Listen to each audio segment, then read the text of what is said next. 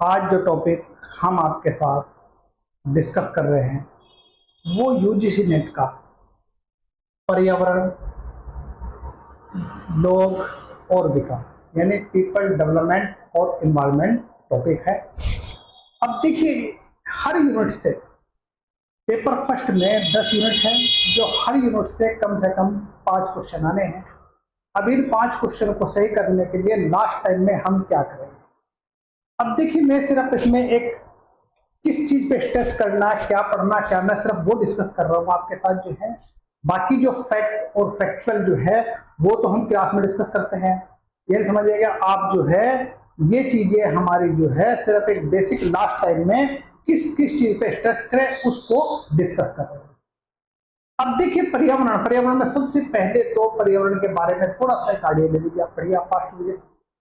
उसके बाद जलमंडल के बारे में, स्थल मंडल, वायुमंडल, जलमंडल, इनके बारे में एक फास्ट रीडिंग मारिए आप जो है, जिससे जो पढ़ा है आपने वो रिकॉल हो जाए और भूले ना आप जो है।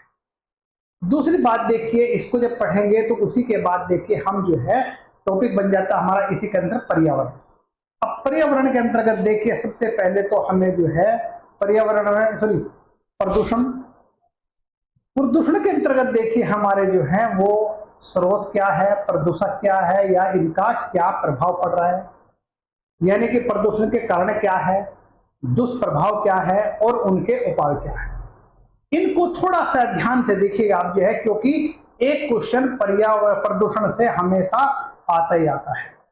तो इसलिए प्रदूषण जो टॉपिक है हमारा वो बहुत इंपॉर्टेंट बन जाता है। देखिए, प्रदूषण भी कई तरह के हैं। कौन कौन से?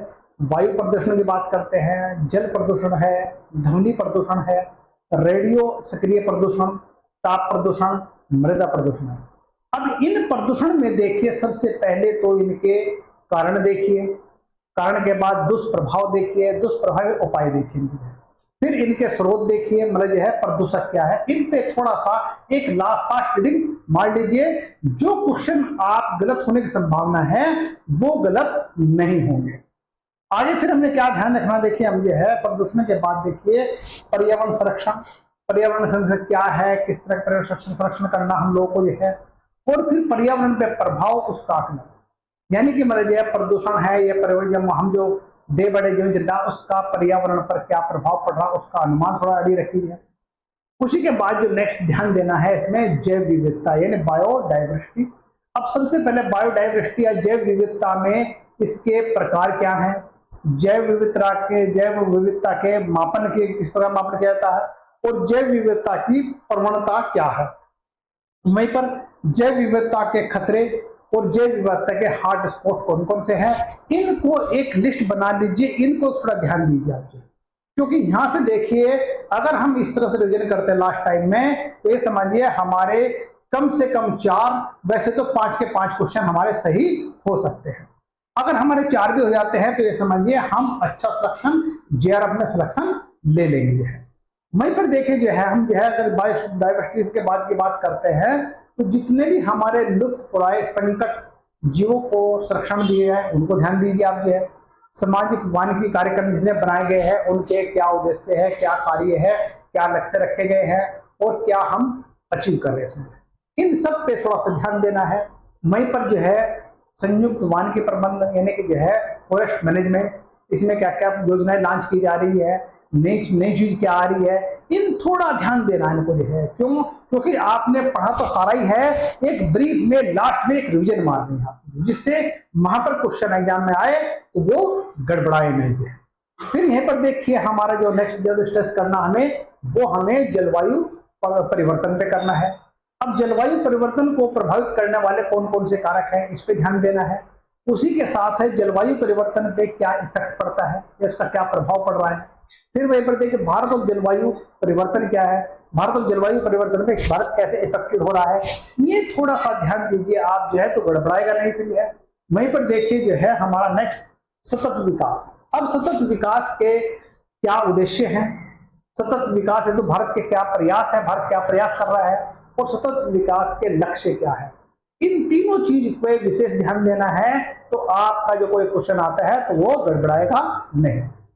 इसी के साथ हम जो है नवीकरण ऊर्जा की बात करते हैं, जैसे हम जल विद्युत ऊर्जा की बात करते हैं, समुद्र ऊर्जा की बात करते हैं, पवन ऊर्जा की बात है, बायोमास ऊर्जा है, सौर ऊर्जा, हाइड्रोजन ऊर्जा, भूतापीय ऊर्जा, ईंधन से। इनको मतलब जो है क्या उद्देश्य है, क्या कारण है, क्या स्रोत है इनके जो है, क्या इफेक्ट हो रहा है इसका जो है, तो इन चीजों पे सारों पे एक विस्तार में ध्यान देना है।